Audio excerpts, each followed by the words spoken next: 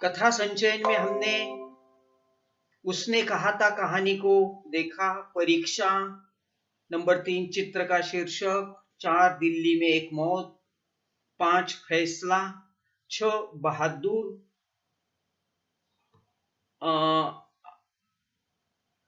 7 परदेसी, 9 निर्वासित और आज अंतिम कहानी देखने जा रहे हैं बेटी। और इसी के साथ हमारा पाठ्यक्रम पूरा हो जाएगा। यानी कि करीबन गद्य के विविध आयाम के 8 पाठ और कथा संचयन इस कहानी की 9 कहानियां आपको परीक्षा के लिए है। पुनः एक बार मैं आपको याद दिलाना चाहूंगा कि जनवरी के पहले ही हफ्ते में आपकी परीक्षा शुरू होने जा रही है। उसका टाइम टेबल आप तक पहुंचा होगा और इस आज के अंतिम पाठ के साथ मेरा भी हिंदी का पाठ्यक्रम पढ़ाकर पूरा हो जाएगा। 2-4 दिनों में मैंने आपको जो एमसीक्यू ऑब्जेक्टिव क्वेश्चन है मैं आपके व्हाट्सएप ग्रुप पर डाल दे दूंगा। पीडीएफ फाइल भेज देता हूं, उसकी जेरॉक्स कॉपी निकालिए बाजार में जाकर और उसको बारीकी से पढ़िएगा। उसके जैसे ही प्रश्न परीक्षा में आने की संभावना है।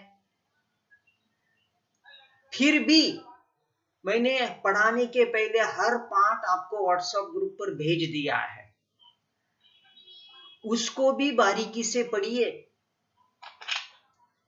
क्योंकि क्वेश्चन पेपर सेटिंग बाहर से होने वाला है, यूनिवर्सिटी से क्वेश्चन पेपर आएगा। लेकिन वो जो मैं स्टडी मटेरियल आपको भेज दूंगा 2 दिन के बाद, उसके जैसे ही प्रश्न होंगे, लेकिन आपके लिए वो कहानियां, वो पाठ पढ़ना आवश्यक होगा। तो आज की अंतिम कहानी कथा संचयन, इस पाठ की कहानी बड़ी अच्छी है। कहानी का शीर्षक है बेटी। लेखिका का नाम है मैत्रेयी पुष्पा। नाम को अच्छी तरह से ध्यान में रखिएगा, क्योंकि यहीं पर एक एमसीक्यू वस्तुनिष्ठ प्रश्न बनेगा कि बेटी नामक कहानी की लेखिका कौन है। तो कई पर्याय हो गए, ममता कालिया, मनु भंडारी, मैत्रेयी पुष्पा, अलका सरावगी। तो उसमें से सही पर्याय होगा मैत्रेयी पुष्पा। एक आधुनिक युग की ये लेखिका, आधुनिक युग का ताना बाना, आज की वर्तमान युग की समस्या, शहरी जीवन के साथ साथ लेखिका अपने गांव को भी नहीं भूली।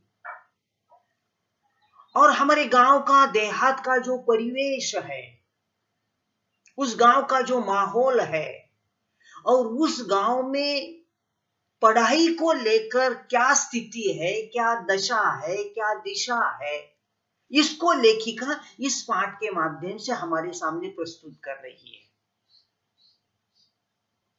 वैसे अब तमाम सारी बिटियां, चाहे अब लेक्चर अटेंड कर रही है, कोई असावरी होगी, आरती होगी, कोई मुस्कान होगी, तो ये बेटियां बड़ी सौभाग्यशाली है। क्यों? क्योंकि आपको स्कूल जाने का मौका मिला, अवसर मिला, संधि मिली। इसलिए आप बड़ी खुशनसीब हो कि आपको पढ़ने का मौका मिला है। वरना ऐसी कई बेटियां हैं कि जो चाहकर भी, उनकी इच्छा थी, उनका सपना था स्कूल में जाने का, लेकिन वह नहीं जा सकी। कारण पूछिए आप, क्योंकि उन दिनों माता पिता बेटियों को पढ़ाना नहीं चाहते थे। क्यों? क्योंकि उस पर खामखा पैसा क्यों खर्च करे? घर रहेगी तो घर का कामकाज संभालेगी, खेती में काम करेगी, मां का हाथ बटाएगी। हाँ, अगर बेटा हो तो उसे पढ़ाया जाएगा। ये कहानी जब लिखी मैत्रेयी पुष्पा ने, उस काल से लेकर आज तक अगर हम देखेंगे कि आज हमारी ऑफलाइन क्लासेस नहीं शुरू हुई, लेकिन कक्षा में देखेंगे तो लड़कों की तुलना में लड़कियां अधिक होती है। आजकल लड़कियों की, बेटियों की पढ़ने की तादाद जो है, संख्या जो है वो अधिक बढ़ रही है, इसमें कोई संदेह नहीं। लेकिन उन दिनों अगर आप लड़की होती, बेटी होती, तो माँ बाप आपको नहीं पढ़ाते। कहानी में देखिएगा मैत्रेयी पुष्पा क्या कहती है कि बचपन की दो सहेलियां हैं, एक का नाम है वसुधा और दूसरी है मुन्नी। वसुधा जो है वो अच्छे खासे परिवार की है, मध्यम वर्गीय परिवार है, पिताजी नौकरी करने वाले हैं, मां थोड़ी बहुत पढ़ी लिखी है। इस कारण उस परिवार के माता पिता चाहते हैं कि उनको एकलौती बेटी है, उसका नाम वसुधा है, वो माँ बाप चाहते कि उनकी बेटी वसुधा पढ़े, स्कूल में जाए, और सौभाग्य से वे अपनी बेटी वसुधा का नाम स्कूल में दर्ज करते, दाखिला लेते। वसुधा स्कूल में जाती, पढ़ती। उसी वक्त उसकी एक सहेली है, उसी गांव में रहने वाली, उसकी पड़ोस में रहने वाली, जिसका नाम है मुन्नी। मुन्नी का परिवार एक किसान परिवार है, माता पिता पढ़े लिखे नहीं हैं, परिवार में 5 बेटे और 1 बेटी है।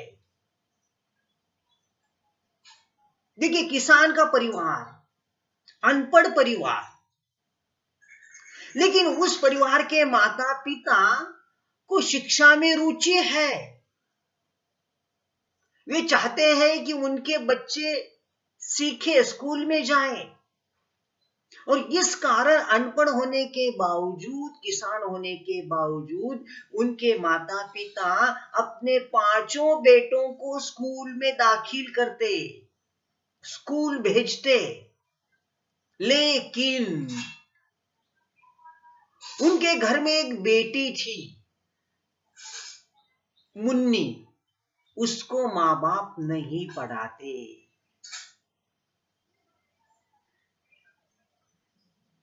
आप सवाल पूछिए, क्यों? पूछिएगा मुस्कान। वो माँ बाप अपने 5 बेटों को पढ़ाते हैं, बेटी को नहीं पढ़ाते। कारण है कि वो बेटी है, कि उन माँ बाप की सोच है कि बेटी पराया धन है, वो पढ़ लिख कर क्या करेगी, क्योंकि उसके हाथ पीले करके शादी करा के उसे दूसरों के घर भेजना है। लेकिन उसी वक्त वो बेटों को पढ़ाते। बेटों को क्यों पढ़ाते? वे, उनकी सोच है कि बेटे बुढ़ापे की लाठी बनेंगे,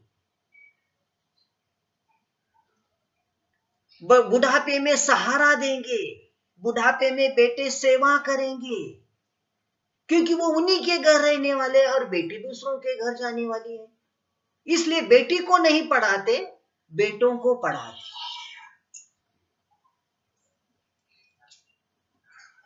तो यहां लड़का लड़की में किस प्रकार का भेद किया जाता है, इसका एक अच्छा उदाहरण हमें देखने को मिलेगा। नंबर 2, स्कूल की पढ़ाई को लेकर ही भेद नहीं, क्योंकि उन दिनों आप देखेंगे कि घर में जब बच्चा पैदा होता था, लड़का हुआ तो खुशियां मनाई जाती, लड़की हुई तो गम दुख मनाया जाता। नंबर 2, बेटा हुआ तो पेड़े बांटे जाते, और लड़की हुई तो क्या बांटते थे? असावरी, असावरी क्या बांटते थे? लड़का हुआ तो पेड़े बांटे जाते थे, लड़की हुई तो जिलाबी बांटी जाती थी। मुझे पता नहीं ये पेड़ा और जिलाबी में क्या फर्क है। वैसे तो दोनों भी मीठे पकवान हैं, लेकिन भेद, जन्मता भेद किया जाता था। खैर, कहानी में आइएगा। देखिए, वसुधा के माता पिता वो बेटी होने के बावजूद उसे पढ़ाते हैं, और ये किसान परिवार की बेटी है मुन्नी, वो उसका परिवार बेटों को पढ़ाता है, लेकिन बेटी मुन्नी को नहीं पढ़ाता। आवाज बंद कीजिएगा, किसी की आवाज आ रही है, टेलीविजन की या रेडियो की आवाज आ रही है।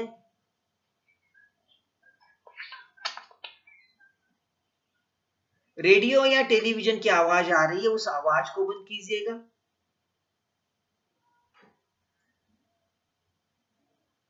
अब देखिए, वसुधा और मुन्नी एक दूसरे की सखियां हैं, सहेली है। रोज वसुधा स्कूल के लिए तैयार होकर, यूनिफॉर्म पहनकर स्कूल जाती है, और मुन्नी के दरवाजे से होकर जाती है, उसकी खेत से होकर जाती है, क्योंकि स्कूल शहर में है। 8-10 मील उसे पैदल आना जाना पड़ता। वैसे वसुधा को खुश होना चाहिए उसे कि उसके माता पिता उसे पढ़ा रहे हैं, लेकिन रोजाना 8-10 मील पैदल आना जाना उसे, वो स्कूल बड़ा नीरस लगता है, क्योंकि वो कहती है कि कभी न याद आने वाले इतिहास भूगोल को रटना पड़ता है। उसकी बचपन की सोच है कि इतिहास भूगोल हमें भविष्य में क्या काम आएगा। वो नदी नाले पर्वत, वो इतिहास के ढाल तलवारें, वो युद्ध, वो सन सनावड़ किस काम की, उसे रटना पड़ता है। इसलिए वसुधा को वो पढ़ाई नीरस लगती, वो थक जाती। रोज 8-10 मील जाना आना, वहां की पढ़ाई, वह इतिहास भूगोल की रट लगाओ। भूख लगती है, घर आते उसे भूख लगती, उसे पढ़ाई नीरस लगती, क्योंकि वो देखती आते जाते समय कि उसकी सखी, उसकी सहेली मुन्नी क्या करती है, बड़ी खुश है। वो गोबर की उपले थापती, धूप में बैठी खिलखिलाती, कभी रोटियां बनाना सीखती, कभी गीत गाती, कभी खेती में बुआई करती, बीज बोती, कभी अपनी कुएं से खेती को पानी देने के लिए रहट चलाती, और वो बड़ी खुश है। जो घर का सारा कामकाज करती मुन्नी, और स्कूल जाने वाली वसुधा को पढ़ाई में नीरसता आई, ऊब चुकी है वो। जब भी वसुधा इस मुन्नी को देखती, तो उस मुन्नी के चेहरे पर की जो खुशियां है, आनंद है, उसे बड़ा अच्छा लगता। वो भी कभी कभी स्कूल से आते जाते समय अपनी सखी मुन्नी से मिलती, उसके साथ बातें करती, उसके साथ साथ कभी खेती में बुआई करती, थोड़ी देर के लिए रहट चलाती। वसुधा को मुन्नी का जीवन अच्छा लगता, और बराबर उसके उल्टे मुन्नी को वसुधा का स्कूल जाना अच्छा लगता।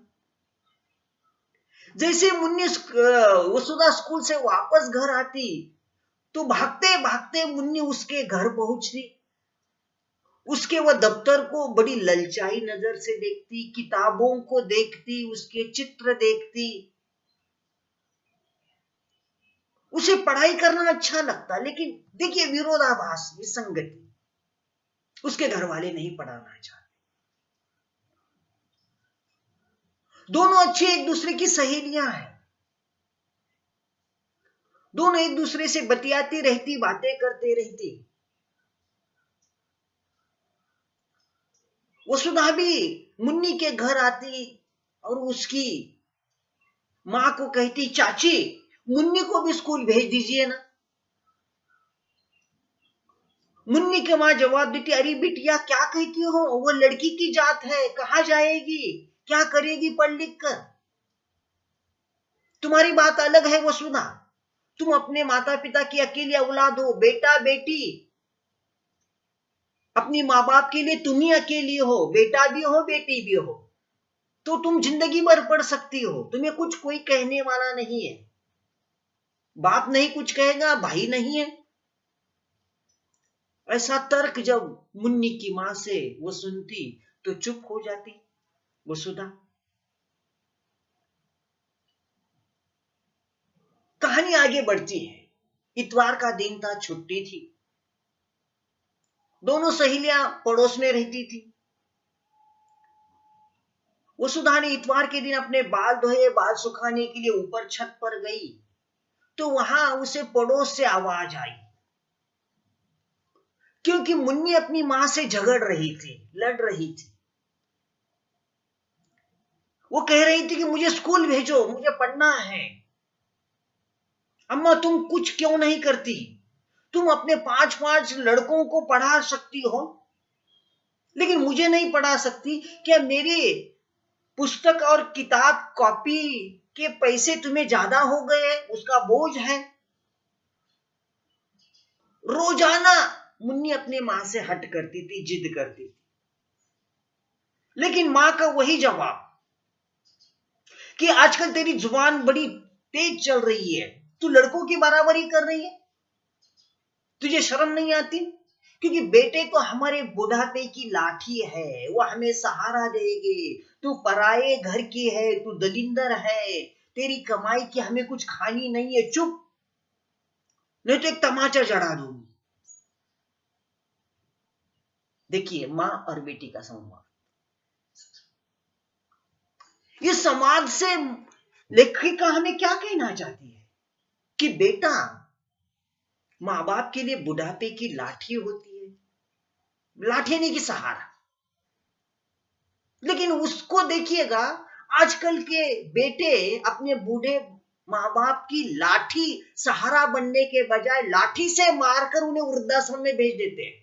ये सच्चाई है, ये वास्तविकता है कि जिन बेटों को वो लाड प्यार से पालते पोसते, शिक्षा देते, उन्हें अपने पैरों पर खड़ा करते, और वही बेटे बुढ़ापे में अपने माता पिता का, बूढ़े लोगों का सहारा देने के बजाय, उनकी लाठी बनने के बजाय उन्हीं लाठी से उन्हें मारपीट करते, घर से हकाल देते, वृद्धाश्रम भेज देते। ये असलियत है, ये सच है, ये वास्तविकता है।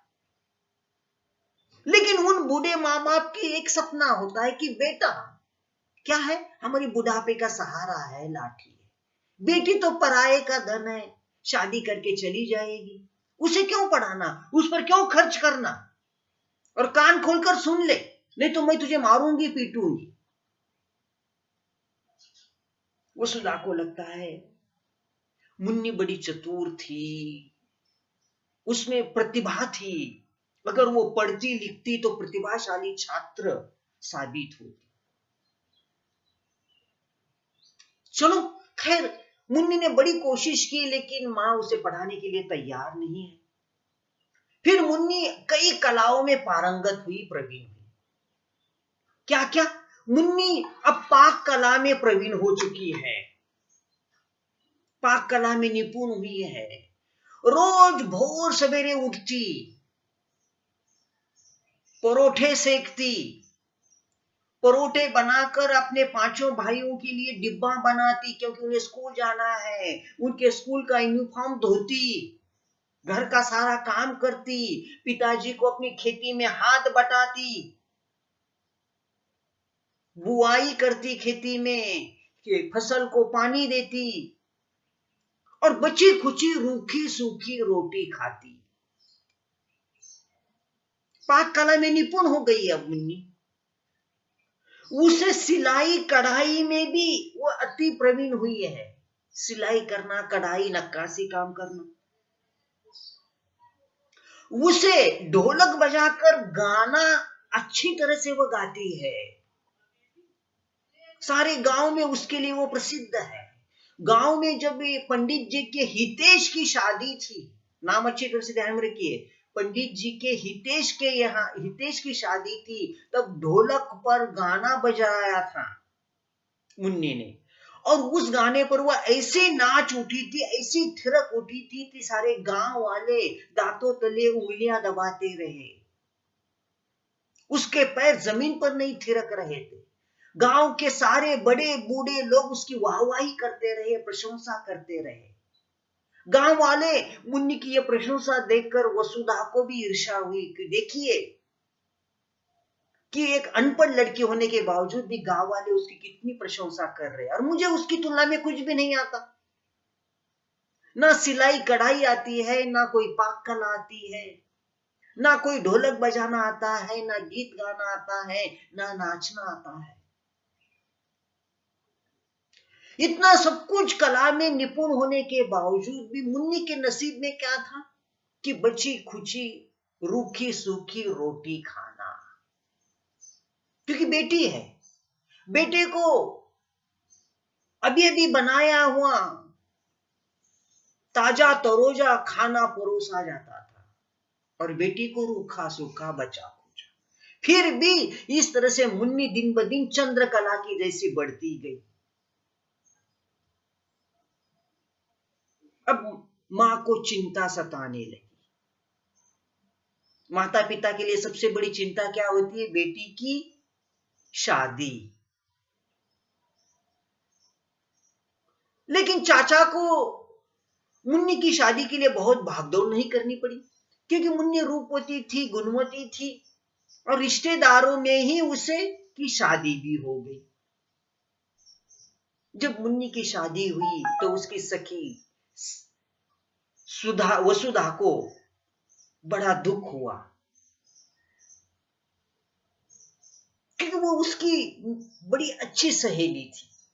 अब वो शादी करके इस गांव से चली जाएगी, मैं किसके साथ बतियाऊंगी, किसके साथ बातें करूंगी? वसुधा को बड़ा दुख हुआ। अब माँ चाची भी बड़ी खुश हुई, क्योंकि उसके सर पर का जो बोझ था वो बोझ हल्का हुआ, बेटी की शादी हुई। वो अब मुक्त हो गई चाची। वो सोच रही थी कि मेरे 5 बेटे, यानी कि चेक है, बैंक का चेक है, कभी भी जाकर भुनाओ, पैसे मिल जाएंगे।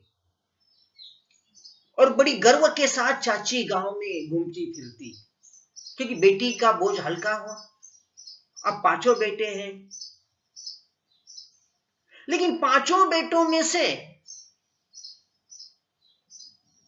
5 बेटे पढ़ाई में उतने होशियार नहीं थे।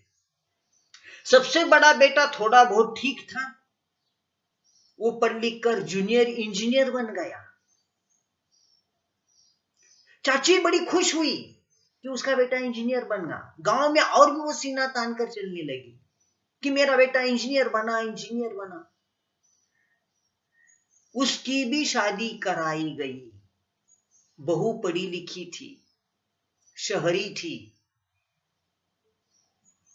शादी के बाद 1-2 बार गांव आई, क्योंकि बेटा शहर में नौकरी करता था।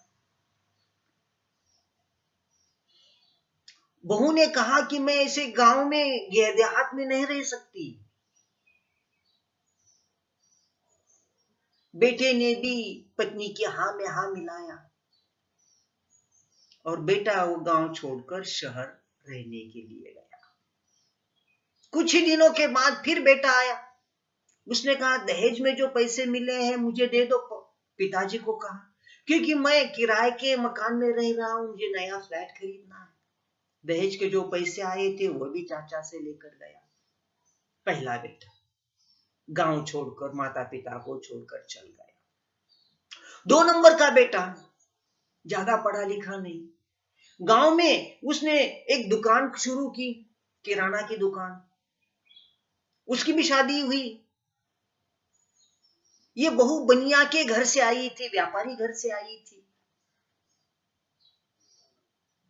फिर ये चाचा चाची दुकान से कोई चीज खरीदने के लिए जाते तो उसका भी वो हिसाब किताब रखती। नहीं, बहू चाय चीनी तक का लिख कर रखती। इस दूसरी बहू से भी चाची की ज्यादा दिन नहीं पट सकी। इस तरह से दोनों बच्चे अलग रहने लगे। तीसरा चौथा पांचवा बेटा भी कोई ना कोई कारण वजह ढूंढकर अपनी अलग अलग खिचड़ी अलग अलग पकाने लगे, घर से अलग रहने लगे। पांचों बेटे थे, शादियां हुई, बहुओं से पट नहीं सकी, अलग अलग शहर गए, गांव गए, या उसी गांव में अलग घर बनाकर रहने लगे। घर में अकेले अब बूढ़े चाचा चाची रह गए। एक दिन वसुधा शहर से अपने गांव आई तो तुरंत वह चाची से मिलने के लिए गई। अपनी सहेली से पूछताछ करने लगी कि मुन्नी कब आई, कब नहीं आई, कितने दिनों से नहीं मिली। चाची को उसने आवाज दी, लेकिन चाची चूल्हे के सामने बैठी थी। अब वो बूढ़ी हो चुकी थी। जब तक मुन्नी थी कभी भी चूल्हे को हाथ नहीं लगाया चाची ने, लेकिन आज केवल बूढ़े बच्चे हैं दोनों, चाचा और चाची। चाची को अब मोतिया बिंदु हुआ है, उसे कुछ धुंधला धुंधला दिखाई देता है। वसुधा ने आवाज दी, लेकिन चाची ने नहीं पहचाना। वसुधा ने कहा, चाची चाची मैं वसुधा। चाची कहते, क्या करूं बिटिया, बूढ़ी हो चुकी, आंखों से दिखाई नहीं देता। पांचों बहुएं अलग अलग रहने लगी। इस बुढ़ापे में मुझे रोटियां सेकने की नौबत आई। क्या करूं, कलयुग आया है। वसुधा कहती है कि बेटे कुछ नहीं कहते। चाची कहती, क्या करे, सब अपनी बहू के गुलाम हो गए हैं। कलयुग का ये नया रीत आई। मुन्नी कितने दिन से नहीं आई। चाची कहती, क्या करे, भरे पूरे परिवार में हुआ है, भौजाई बेटियां, घर गृहस्थी से उसे फुर्सत कहाँ मिलती। और इस तरह से चाची अपना रोना रो रही है। देखिए उसने कितना बड़ा सपना देखा था कि 5 बेटे हैं, बुढ़ापे में वह लाठी बनेंगे, माँ बाप का सहारा बनेंगे। लेकिन हुआ उल्टा। एक अनपढ़ चाची होने के बावजूद भी उसकी जुबान से जो शब्द आया, क्या करे, कलयुग आया है। कलयुग आया होगा, लेकिन ये ऐसी कौन सी रीत है कि उसमें इस तरह से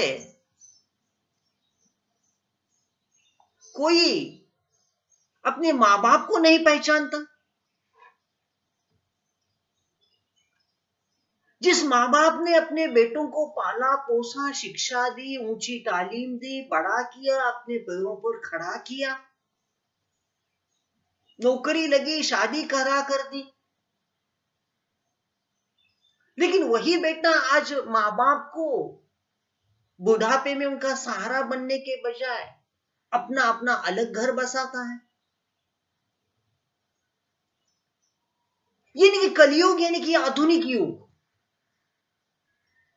आजकल शिक्षा दीक्षा लेकर बच्चे पढ़ लिख कर बड़े हो रहे हैं, अच्छी अच्छी नौकरियां कर रहे हैं, रोजगार धंधा कर रहे हैं, पैसे कमा रहे हैं, लेकिन हमारे प्राचीन मूल्य, आदर्श, संस्कार कहां मटिया में ठो गए, कहां चले गए। क्योंकि वो माँ बाप भले आज बूढ़े हुए होंगे, लेकिन जिनकी बदौलत हमने इस दुनिया के दर्शन कराए, इस दुनिया को देखा, क्या हमारा कोई फर्ज नहीं बनता? क्या हमारा कोई कुछ कर्तव्य नहीं है कि बुढ़ापे में माता पिता की सेवा करें? क्या ये मूल्य अच्छा नहीं है? ये संस्कार ठीक नहीं है? लेकिन धीरे धीरे इस आधुनिक युग की भागदौड़ में, इस मोबाइली संस्कृति में हम अपने माता पिता को भूल चुके हैं। और बुढ़ापे में उन्हें कितना कष्ट, कितनी यातना हो रही है, उनकी आत्मा क्या कहती होगी, इसकी हम कोई परवाह नहीं करते। और चाची ये सब कुछ रोना, अपनी पीड़ा, अपनी यातना उस वसुधा के सामने रख रही है, क्योंकि वसुधा पढ़ लिख कर बहुत बड़ी लेखिका बनी, शहर में रह रही है, लेकिन जब उसे ये गांव का दुख उसे सुनना पड़ता तो इस लेखिका को भी बड़ी यातना हो रही है। मुन्नी कितने दिनों से नहीं आई, तो चाची कहती अब मैं उसे चिट्ठी लिखती हूं और वो आएगी। और देखिएगा, जैसे ही चाची की चिट्ठी पहुंची, मुन्नी भाग दौड़कर अपने माता पिता को मिलने के लिए आई। देखिए, यही बेटी बेटी होती है। बेटी इसलिए चाहिए कि बेटी से अपने माता पिता का दुख दर्द देखा नहीं जाता। जैसे ही माता पिता का कोई संदेश आया, कोई चिट्ठी आई, तो तुरंत भागती दौड़ती बेटी अपनी मां के पास पहुंचती है, मां के हाल हवालात पूछती। और उसे जब पता लगता कि उसकी बचपन की सहेली वसुधा अभी गांव आई है, तो भागते दौड़ते मुन्नी इस तरह से वसुधा के घर जा पहुंचती। जैसे ही दूर से मुन्नी वसुधा को देखती, तो उससे वो मिलती, उसके गले पड़ती। और मुन्नी अपनी बचपन की सहेली के गले पड़कर फपक फपक कर रो पड़ती, क्योंकि मुन्नी से अपने माँ बाप की ये दशा देखी नहीं जाती। मुन्नी क्यों रो रही है, मुन्नी को क्यों दुख हो रहा है, ये सब कुछ लेखिका होने के नाते उसकी संवेदना को वसुधा अच्छी तरह से जानती है, समझती है।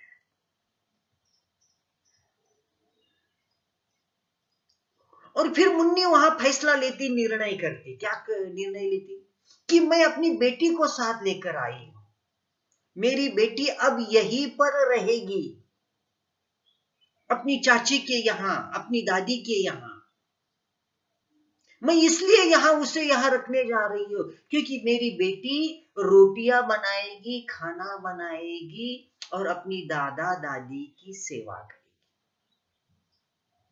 क्योंकि मैं तो अब यहां नहीं रह सकती, मैं शादीशुदा हो चुकी हूं, मुझे वहां अपनी घर गृहस्थी है, नातिन को छोड़कर यहां जा रही हूं क्योंकि मेरी बेटी तो दादा दादी की सेवा करेगी, रोटियां बनाकर, खाना बनाकर उनको वो खिलाएगी।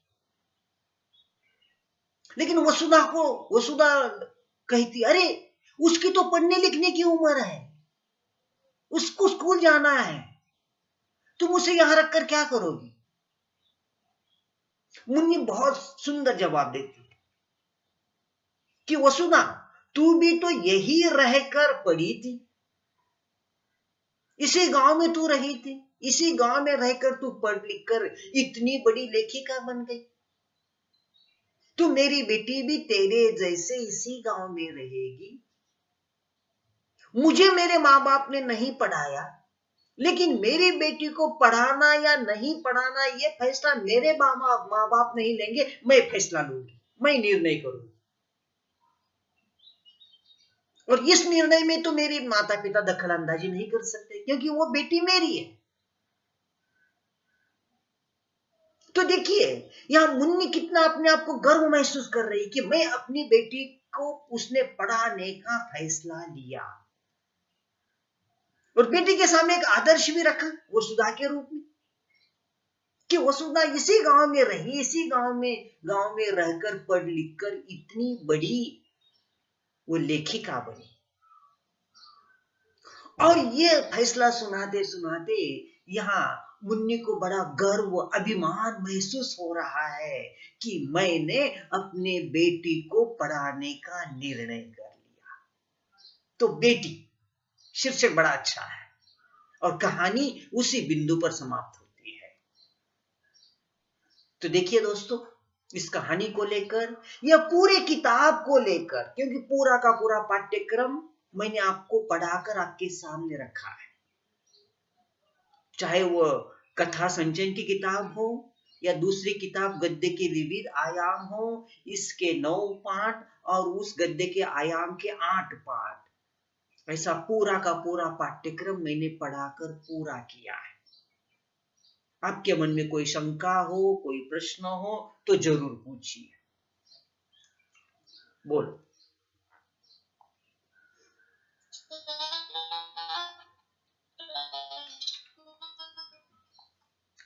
है किसको कोई शंका?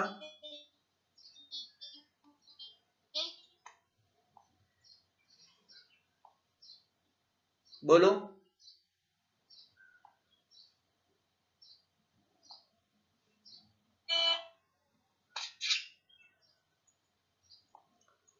कोई प्रश्न है किसको? हेलो सर, इसके क्वेश्चन मिलेंगे क्या? सर, इसके क्वेश्चन मिलेंगे? क्वेश्चन दे दूंगा मैं 2-4 दिन के बाद। अब मैं तैयार कर रहा हूं, 1-2 दिन के बाद मैं दे दूंगा। ग्रुप पर डाल दूंगा, ग्रुप पर डाल दूंगा और उसकी फिर जेरॉक्स कॉपी निकालना। हाँ बोलो। हिंदी का स्पेशल ग्रुप बना है? हाँ ग्रुप है ना, इसी ग्रुप पर, अभी जिस ग्रुप पर आप लेक्चर ज्वाइन कर रहे हैं ना। नहीं, मैं तो FIBA का वो ग्रुप है ना, उससे ले रहा हूँ। मेरे को हिंदी के ग्रुप में ऐड नहीं किया। अरे वो लिंक भेजिए, उस लिंक पर ये करना, ज्वाइन हो जाना। अच्छा, लेकिन हिंदी का स्पेशल ग्रुप है क्या? यही ग्रुप है ना बेटा, अभी तू ज्वाइन है ना इस ग्रुप पर, लेक्चर सुन रहा है, it means you are join FYBA Hindi group पर। उसके बिना आप लेक्चर कैसे ज्वाइन अटेंड कर सकते हैं?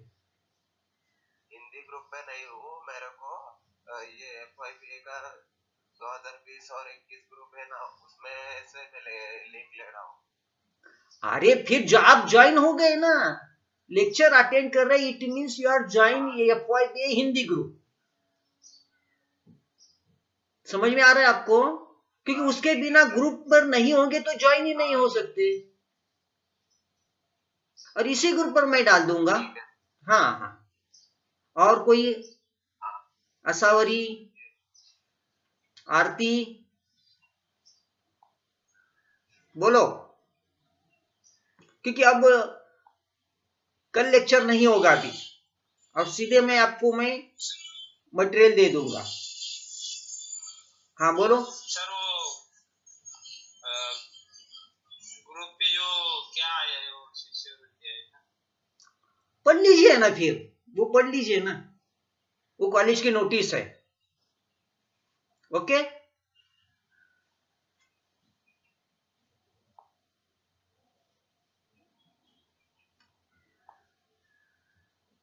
और किसी को कोई शंका? हेलो बोलो।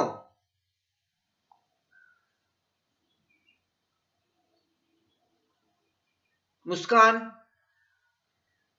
भूपेंद्र। हाँ बोलो सर। हाँ कोई शंका है तो पूछते जाइए, क्योंकि अब इसके बाद लेक्चर नहीं होगा, मैं सीधा आपको क्या स्टडी मटेरियल दे दूंगा।